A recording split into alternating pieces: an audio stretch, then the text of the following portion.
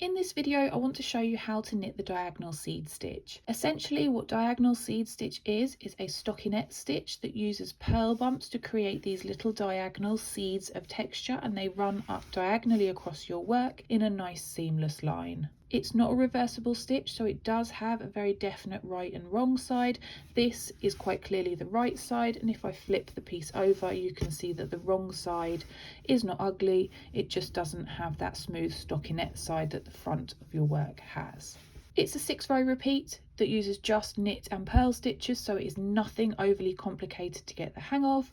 So without further ado, grab your needles and let's get knitting. The pattern multiple for diagonal seed stitch is 6, so as long as your cast on is a multiple of 6, then this stitch will work.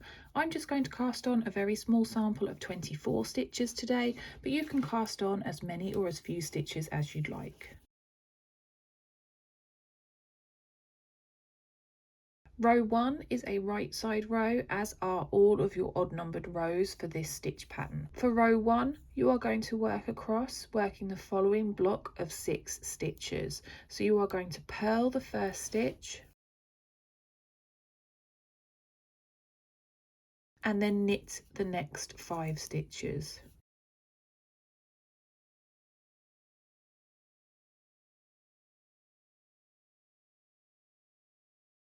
Once more for you, you are going to purl 1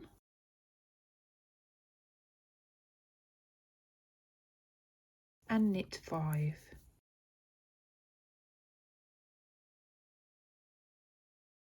And you want to repeat those 6 stitches all the way to the end of your row, and if you've worked them correctly, then you should end after a knit 5.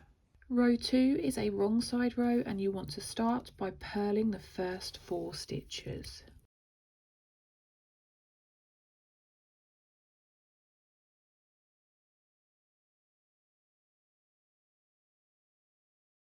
Then after those 4 stitches, you want to knit 1 stitch. Next, you want to repeat the following 6 stitches all the way along your row until you have 1 stitch left to work. You are going to purl 5 stitches,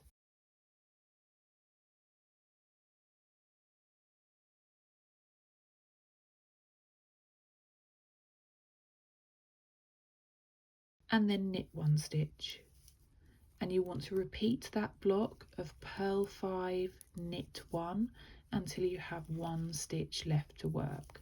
When you get to this last stitch of the row, you want to purl it, and that should, if you've counted your stitches correctly, have come just after the end of your block of 6 stitches, so it should have come after a knit 1.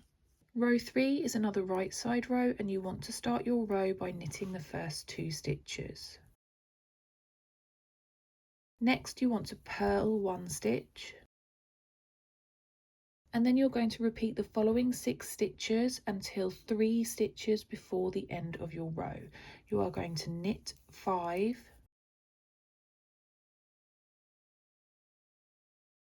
and purl 1. So just to recap, that's knit 5 and purl 1 until you have 3 stitches left to work, and that should come after a purl 1. These final 3 stitches of the row, you just want to knit. Row 4 is another wrong side row, and you are going to start by purling the first 2 stitches.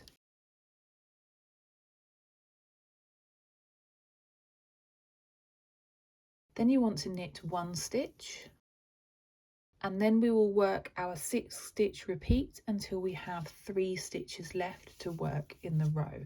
So you are going to work the following 6 stitches until 3 stitches before the end of the row. You want to purl 5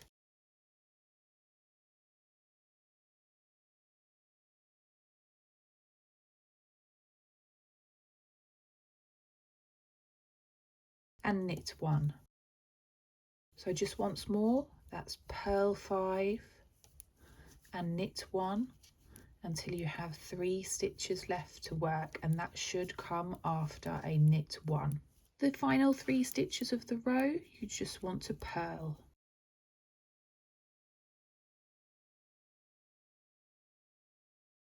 And that completes row 4. Row 5 is a right side row, and you want to start your row by knitting the first 4 stitches.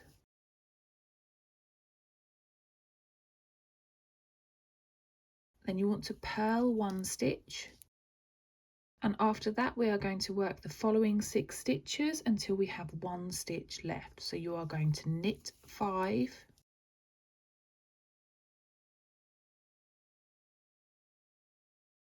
and purl 1 all the way across your row until you have 1 stitch left to work. And if you've counted your stitches correctly, that should come after a purl 1.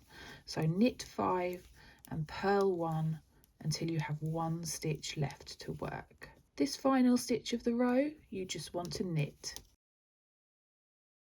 and that completes row 5. Row 6 is a wrong side row, and it is also the final row of our 6 row repeat. You want to work the following 6 stitches all the way along your row. So you are going to knit 1 and purl 5.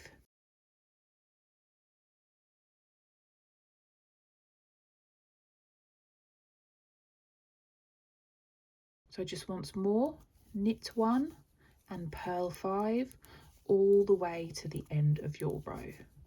At this point you would go back to row 1 of your repeat and then repeat the process again as many times as you need until your project is the size that you want it. You can already see, even just after 6 rows, that our stitch pattern is nicely appearing, and it will become more and more defined the more rows you work. Before I go, let me just give you a couple of quick tips about this stitch. Because this is predominantly stockinette stitch, it does have a tendency to curl inwards in the same way stockinette stitch does, so you might want to add some selvage stitches on either edge just so that you get your work to lay nice and flat. When it comes to casting off your work, you want to cast off on any wrong side row, and I just cast off knitwise. So after a right side row, I cast off knitwise on a wrong side row, and that gave me a matching line of purl bumps at the top and bottom of my work. That's all for this video. I'll leave you with another stitch pattern that you might like to learn if you're looking to up your skills even more, and I'll see you for another video soon.